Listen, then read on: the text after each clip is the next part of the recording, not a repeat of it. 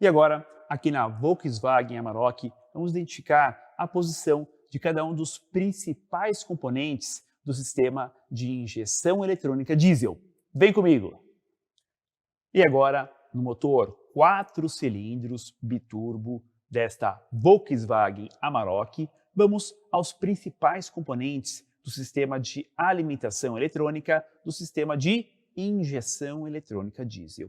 Temos aqui, logo de cara, a bomba de alta. Por que bomba de alta pressão?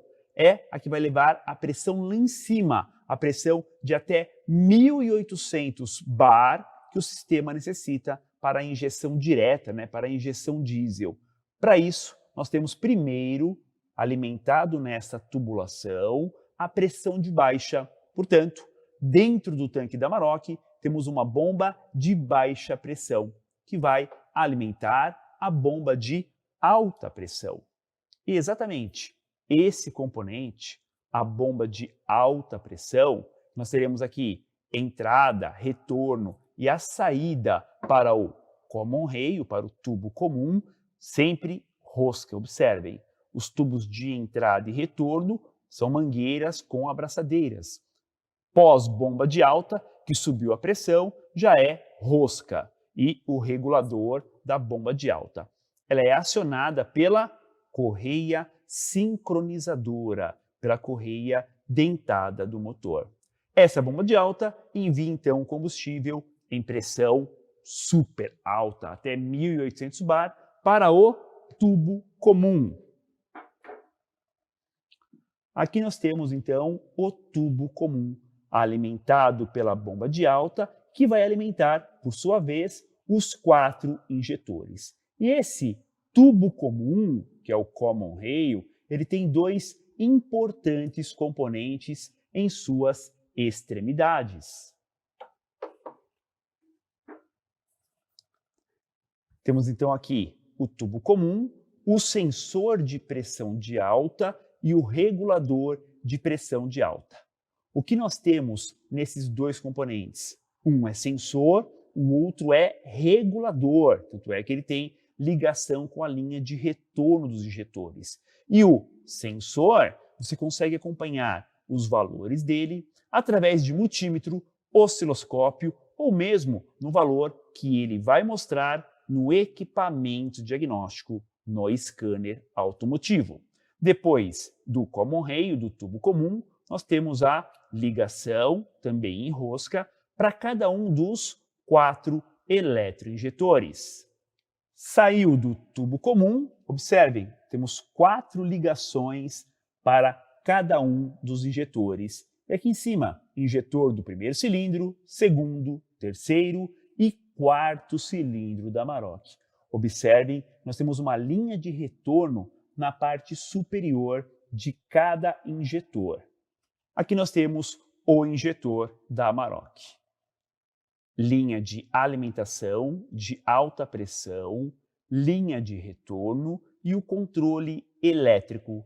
Este controle vai fazer o quê? Permitir um enchimento, que é uma linha de pressão, que nós teremos aqui uma quantidade de combustível que será injetada pelos micro-orifícios na ponta do injetor, já dentro da câmara de combustão. Então, cada injetor possui uma numeração de ajuste fino, que é o código IMA. Esse código tem que ser controlado, tem que ser programado através do equipamento diagnóstico, do scanner. Portanto, iremos registrar o IMA caso seja bico substituído ou inverter as posições do primeiro cilindro, segundo, terceiro e quarto cilindro. Então não há uma posição de montagem, mas temos que mostrar, identificar, registrar através do equipamento diagnóstico na unidade de controle do motor. E temos as 4 velas aquecedoras. Primeiro cilindro, segundo, terceiro e quarto. Essas velas aquecedoras são controladas pela unidade do motor e irão fazer o aquecimento próximo ao injetor. Ou seja, a vela aquecedora nada mais é do que uma resistência do tipo PTC, que quando recebe a alimentação elétrica irá aquecer, vai ficar aqui quase que incandescente, para justamente facilitar o funcionamento na temperatura baixa, ou seja, quando está muito frio o motor, teremos o acionamento da vela aquecedora. E alguns outros componentes aqui no motor da Amarok. Temos aqui as duas turbinas, na entrada de ar, na tubulação de ar, o sensor de massa de ar, temperatura e pressão do ar, as eletroválvulas de controles adicionais e de poluentes e bomba elétrica auxiliar de água 1 e bomba elétrica auxiliar de água 2, já que temos a bomba mecânica junto com a correia sincronizadora. E agora que nós vimos os principais componentes do sistema de injeção eletrônica diesel aqui da Volkswagen Amarok, vamos ver, através do equipamento diagnóstico, os sinais e algumas codificações desses componentes. E agora veremos os principais detalhes, códigos de falhas, componentes e programações utilizando aqui o equipamento diagnóstico. Optamos por um equipamento do tipo universal que capta vários modelos de veículos para uma utilização mais próxima ao que o reparador utiliza no seu dia a dia na oficina mecânica. Temos aqui o código de falha ou códigos de defeitos. O que nós temos na memória? Neste veículo, nenhuma falha identificada, então só para uma análise inicial. Importante analisar esses componentes de uma forma mais gráfica. Então temos aqui os principais componentes de forma gráfica.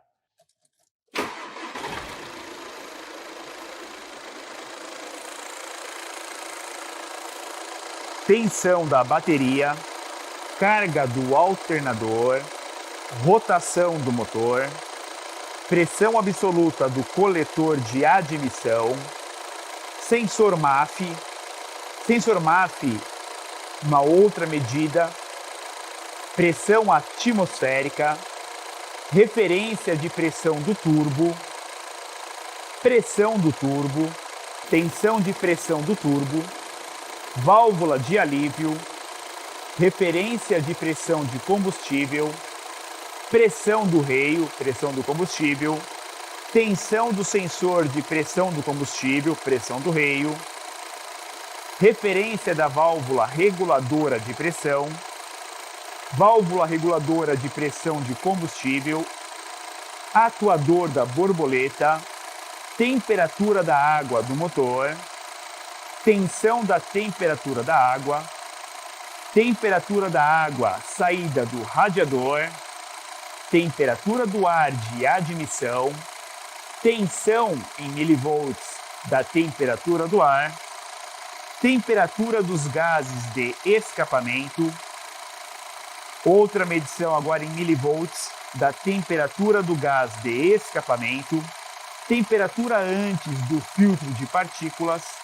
temperatura depois do filtro de partículas, temperatura do óleo do motor, quantidade de injeção de combustível, atuador EGR, volume dos gases de escape, fuligem, importante medição, a fuligem que está o filtro particulado, consumo de combustível e tensão da bateria. Então retornou ao primeiro.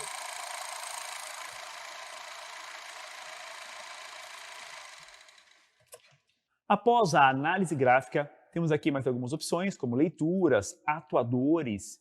Em atuadores, podemos fazer alguns testes, como teste de compressão, alguns atuadores como ventilador, válvula da borboleta, válvula EGR. Interessante, ajustes. Nessa função de ajustes, temos a primeira, regeneração do filtro de partículas, mas vou comentar sobre ela já já. Temos mais ajustes a serem feitos. por exemplo, na válvula EGR, válvula de alívio, borboleta, reset do filtro de ar. Portanto, quando é trocado o filtro de ar, devemos informar isso para a unidade do motor. Então, é realizado o reset das adaptações do filtro de ar do motor. Essa função deve ser executada após a substituição do filtro de ar. Também deve ser realizada com o veículo parado, motor parado e ignição ligada. Outros resets de parâmetros adaptativos, sensor de pressão diferencial, filtro de partículas quando é trocado, reset dos parâmetros do circuito do sensor de oxigênio, correlação de rotação do motor, aprendizagem dos 4 injetores, observem, é um reset, e vamos para esse principal, regeneração do filtro de partículas. Observem o texto e as informações. Atenção, nunca realizar a regeneração do filtro de partículas com a massa de fuligem acima de 45 gramas. Onde nós vemos essa informação? Lá em leituras ou análise gráfica dos sinais. 45 gramas, pois o filtro de partículas pode pegar fogo durante a regeneração. Se a massa de fuligem estiver acima de 45 gramas, é necessário realizar a troca, a substituição do filtro de partículas por uma peça original Volkswagen. Se a massa de fuligem estiver acima de 40 gramas e abaixo de 45, é necessário primeiro realizar a regeneração em modo de viagem, né? É o modo de estrada que nós chamamos. A regeneração em modo de viagem, qual é o procedimento? Com o motor aquecido, circule por 15 minutos de forma constante com velocidade acima de 60 km por hora e rotação entre 2.000 e 2.500 RPM. A temperatura de gás do escape deve estar acima de 150 graus. Regeneração do filtro de partículas, então, agora com o veículo parado. Esse procedimento realizará uma regeneração forçada do filtro de partículas diesel. A realização desse teste, sem necessidade, causará um envelhecimento prematuro no filtro de partículas. Durante a regeneração, a temperatura do gás de escape pode exceder, pode passar de 300 graus Celsius. E o procedimento vai levar até 45 minutos. Não realizar esse teste, essa regeneração, próximo a materiais combustíveis, pois o motor irá aquecer e o filtro de partículas ainda mais. Condições do teste: veículo parado, freio de estacionamento ativado, motor ligado em marcha lenta, capô fechado, tanque acima de 1/4 de diesel, câmbio na posição Parker ou N, no caso da transmissão manual, massa de fuligem abaixo de 40 gramas e a regeneração não funcionará com valores acima disso. Temperatura do motor acima de 75 graus e a temperatura de escape acima de 170. Temperatura antes do filtro de partículas acima de 160. E a temperatura depois do filtro de partículas acima de 130. Então, seguindo agora com o procedimento, caso o veículo não esteja aquecido, o scanner irá exibir a mensagem aquecendo. Durante o processo de aquecimento, pode-se aumentar a rotação do motor até 2.000 RPM para acelerar o processo. O scanner poderá solicitar para pisar no pedal de freio, embreagem e ou acelerador. Para a regeneração ser iniciada, realize esta etapa dentro de 30 segundos. Aguarde e o veículo é acelerado a aproximadamente 1.500 RPM de forma automática. Se as condições de teste não forem obedecidas, o teste não funcionará. O teste pode demorar de 1 até 45 minutos, dependendo da carga de fuligem.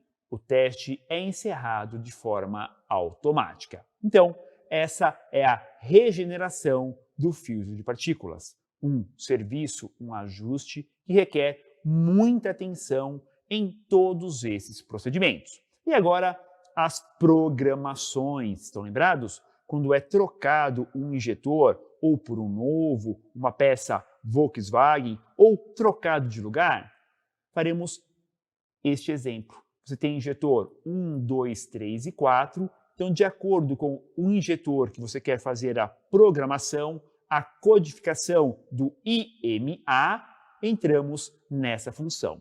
Programa o novo código do injetor 2, neste exemplo. Esta função deve ser realizada em caso de substituição do injetor 2. Essa função deve ser realizada com o veículo parado, motor parado e ignição ligada. E aqui iríamos confirmar a operação e fazer a codificação, ou seja, colocar os códigos do próprio injetor, o IMA, para finalizar a operação. E assim, analisamos os componentes aqui da Amarok numa análise gráfica, alguns atuadores, alguns ajustes e algumas programações através do equipamento de diagnóstico. E agora que fizemos a análise de componentes, leituras e programações utilizando o equipamento diagnóstico ligado ao conector OBD aqui da Volkswagen Amarok, vamos a mais alguns detalhes importantes na aula teórica ao vivo comigo. Estamos de volta ao vivo, mais alguns slides, algumas informações muito importantes sobre a Amarok. Primeira da tela agora, vejam, né? Então falar do IMA, observem aqui, ó, código IMA, né? Um código composto aí por números e letras, ok? Então, alfanumérico. E aqui é o número da peça, ok? Então, este é o código para a substituição, você comprar a peça. E aqui nós temos o código IMA. Então, é importante, toda vez que for feita a substituição do injetor, comprar um injetor da Volkswagen Amarok no seu concessionário Volkswagen parceiro e entrar com equipamento diagnóstico e programar. Cilindro 1, está o código IMA. Cilindro 2, está o código IMA. Cilindro 3 e cilindro 4, ok? Você faz o quê? O ajuste fino. Assim, a Amarok vai entregar tudo que ela tem, ou seja, o melhor ajuste, maior potência, quando você insere o código IMA. Vejam aqui o cérebro eletrônico. Isso mesmo, a unidade de controle do motor J623. Então, é ela que faz o gerenciamento do motor. É um sistema de injeção Common Rail, fabricado pela Bosch. Esse EDC17, né, é uma versão atualizada do sistema antigo, EDC16. A comparação dos dois, né? Temos o quê? Uma diferenciação no seguinte sentido: maior capacidade de cálculos e mais memória. É a evolução. Além de oferecer, adicionalmente, né, a possibilidade de atender aí futuras normas de emissões de poluentes. Então é importante entender a evolução também da unidade eletrônica do motor. Ainda, sistema de pré-incandescência. Falei sobre isso no vídeo prático desse nosso treinamento. E observem aqui os componentes. Então, o motor possui um sistema de pré-incandescência para a partida frio. Praticamente, em qualquer condição climática, é possível dar uma partida imediata ao estilo dos motores a gasolina, né, ou flex, né, sem grandes tempos de pré-incandescência. Vantagens: partida ao estilo dos motores, né, temperatura 24 graus para baixo, já entra em funcionamento esse sistema de pré-incandescência. O tempo de aquecimento é muito breve, em 2 segundos é possível atingir até 1000 graus Celsius na vela incandescente. É aquela brincadeira, né? Ah, o motor diesel não tem vela. Tem vela, mas é vela incandescente, né? E é usada para isso, para aquecer, para iniciar o funcionamento. 1000 graus em 2 segundos, tá? Temos uma temperatura controlada de pré-incandescência e pós-incandescência. Suscetível ao autodiagnóstico, ou seja, o sistema identifica queima da vela aquecedora, né? E é integrado ao sistema europeu de bordo, né? O EOBD, ou seja, aparece falhas nessa parte de pré-incandescência no equipamento diagnóstico, ok? Então, nós temos essa função de acionamento das velas incandescentes através de um sinal PWM, também um sinal, né, de modulação em largura de pulso, tá? Desativação integrada para casos de sobretensão e alta temperatura, monitoramento individual, vela por vela, detecção de excesso de corrente ou curto-circuito e desativação quando tem um consumo, né, excessivo de corrente detectado. Fazemos o diagnóstico dela e também detecta o circuito em caso de avaria, tanto para curto quanto para circuito aberto. Então, nós temos aqui, né, as velas aquecedoras integradas, né, ao sistema. Importante identificar o quê? É uma peça que pode vir a queimar. Todo dia é utilizado entre aquecimento. Queimou um componente. Recomendável? Troque todos. Troque os 4. Porque é certeza. Você trocou só um que estragou, uma vela aquecedora, em pouquíssimo tempo, né? Irá queimar a segunda, a terceira, a quarta. Substitua os 4 componentes para fazer um serviço com extrema qualidade e confiabilidade. Observem que o sistema está interligado à rede CAN tração. Rede CAN tração. Então, aqui, J623 é a unidade eletrônica do motor, que vai monitorar o funcionamento da Q10, Q11, Q12, Q13, que são as velas, né, pré-incandescentes, as velas aquecedoras, a unidade de controle de acionamento das velas aquecedoras e pela rede CAN, observem, que vai ter o controle da lâmpada K29, a famosa molinha no painel de instrumentos, né, que é a unidade J285 no painel de instrumentos. Então, temos aí o controle e o acionamento. Como que ela funciona? A vela incandescente, terminal de conexão, um único fio, o corpo da vela aquecedora, cerâmica de aquecimento e cerâmica de proteção. Então, um funcionamento bem simples nós temos aí nas velas aquecedoras, tá?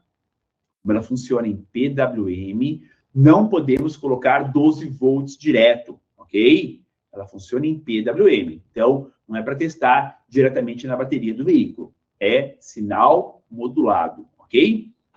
Comparando aqui as velas incandescentes de metal com as velas incandescentes de cerâmica, nesse gráfico, temos essa comparação. A vela incandescente de cerâmica tem a característica de alcançar temperaturas de incandescência superior, com uma tensão de alimentação muito próxima às antigas de metal. Então, observem a curva aqui de alcance de temperatura, né, muito alta, com praticamente o mesmo sinal azul de tensão elétrica. Então, muito mais vantajoso a utilização da incandescente de cerâmica aqui na Amarok. Temos agora, né, nesse funcionamento de pré-incandescência, pós-incandescência e incandescência intermediária, de acordo aí com a excitação. Por isso que não pode testar a vela aquecedora na bateria, porque é sinal PWM, ok? Então, a unidade do motor, né, através da J179, que controla a incandescência, através de PWM, então a modulação em largura de pulso, a tensão da vela incandescente é ajustada de acordo com o ciclo do pulso. Por uma partida rápida, onde a temperatura ambiente está aí abaixo de 25 graus, é aplicada a tensão máxima de 11,5 volt. Isso vai elevar aí a temperatura da vela incandescente próximo a 1000 graus, até mais que 1000 graus Celsius em 2 segundos. Tá? Pós-incandescência. Mediante uma redução contínua do ciclo do sinal PWM, ajusta a tensão para o valor nominal de 7 volts apenas, em função desse ponto operativo. Então, nessa pós-incandescência, a vela cerâmica alcança uma temperatura máxima de 1350. A pós-incandescência, né, vai permanecer uma temperatura até 25 graus Celsius do líquido de arrefecimento. Olhem a rede CAN funcionando, a comunicação entre módulos funcionando. Tá? Então, essa alta temperatura de incandescência contribui para reduzir emissões de hidrocarbonetos e ruído de combustão durante a fase de aquecimento. E a incandescência intermediária, professor Scopino, é para a regeneração do filtro de partículas. Olha isso. A vela incandescente, a vela aquecedora, também é utilizada para regeneração do filtro de partículas. Com essa incandescência intermediária, as condições de combustão melhoram durante a regeneração do filtro de partículas, devido ao reduzido envelhecimento das velas incandescentes. Essa incandescência intermediária, né, ajuda nessa regeneração, não provoca nenhum desgaste adicional nas velas incandescentes de cerâmica. Então, são 3, né, as posições de funcionamento das velas aquecedoras. Tenho certeza, hein, amigo reparador, amiga reparadora, poucos sabiam disso, né? Essa incandescência intermediária. Tem a pré, a pós e a intermediária para ajudar no filtro de partículas. Agora, na tela, né, essa fasagem das velas incandescentes. No gráfico, né, de acordo com os cilindros, né, o funcionamento. Então, essa excitação defasada das velas incandescentes permite o quê? Aliviar as cargas das fases de incandescência na rede de bordo. As velas são excitadas de forma defasada. O flanco de descida do sinal excita sempre a próxima vela. Com a finalidade, diminuir a corrente necessária para as velas aquecedoras, ok? Na tela agora, a molinha, né? A popular molinha, não, é a lâmpada de controle da pré-incandescência, AK29, né? Então, essa lâmpada tem 2 funções. Acender para sinalizar ao condutor, motorista, o tempo de espera que deve ser respeitado antes da partida do motor, a frio, sistema de pré-incandescência, né? Liga a ignição, a lâmpada vai acender, espera ela apagar, mas é bem rápido, né? É 2, 3 segundos, ok? E aí pode dar partida.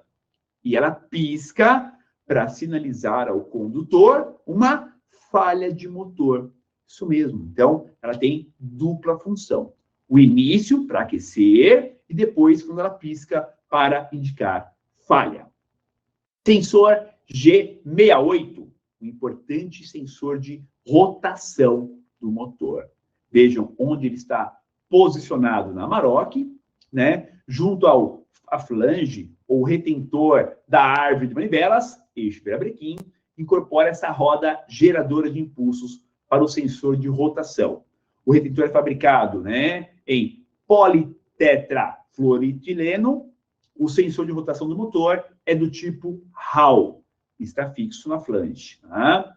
A roda geradora de impulsos é montado em posição com ferramenta pré-definida na árvore de manivelas. Tá? Ele tem referência para os cilindros 1 e 4 e 2 e 3, que são opostos 180 graus, ok? Então, esse sensor G28, junto com o sensor de fase, né, você tem um reconhecimento do sincronismo do motor.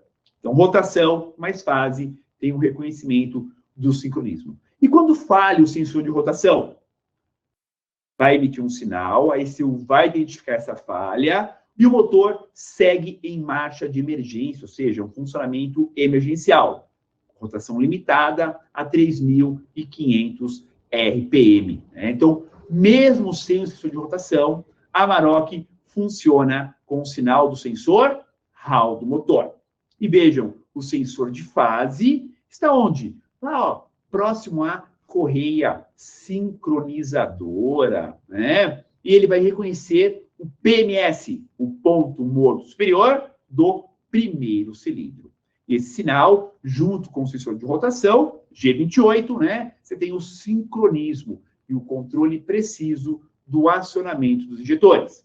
Falhou agora o sensor de fase. O motor segue funcionando e o módulo utiliza o sensor de rotação. A partida do motor fica mais demorada, hein? Uma boa dica, hein? Quando temos falha no G40, sensor de fase, a partida demora um pouquinho mais, né? Para o motor entrar em funcionamento na Amarok, até ele reconhecer a fase só pelo sinal do sensor de rotação do motor.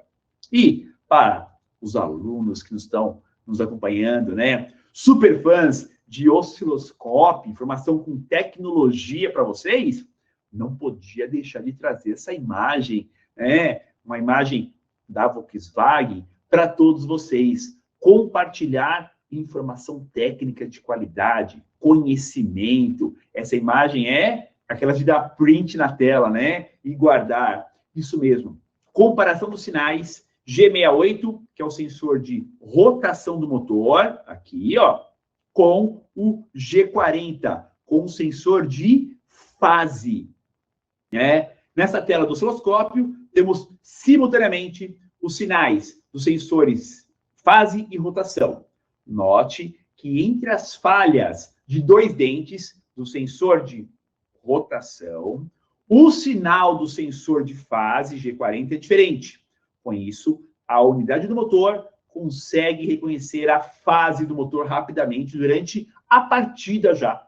O ponto final da injeção principal, tomando como exemplo a rotação de marcha lenta, está a aproximadamente 22 dentes da falha de dois dentes do sinal do sensor G28, sensor de rotação. Então, você capta aqui, ó, a falha de dois dentes do rotação, tá? Você tem aí a 22 dentes, né? Você tem essa falha. Então, você vai ter aí, nessa imagem, fase, rotação e injeção. Então, aqui embaixo, aparece certinho, ó. Tá? Então, com essa imagem, você identifica o sincronismo do motor da Amarok. E para finalizarmos as telas aqui da nossa aula, ainda não no nosso treinamento, a lâmpada de controle de emissões. Essa é chamada de K83, que é a lâmpada do sistema eletrônico. O que ela sinaliza para o condutor? Uma eventual avaria nos componentes do sistema eletrônico, principalmente na composição dos gases de escape. Eles são submetidos a uma verificação periódica para a detecção de eventuais falhas. Então, essa é a pura, é a lâmpada mais, né, direcionada a emissões, no caso aqui da Amarok. Uma dica importante para todos vocês. Então, esse símbolo, necessariamente, não é falha em componentes da injeção eletrônica diesel. Está mais voltado para a linha de emissões de poluentes. Muito bem,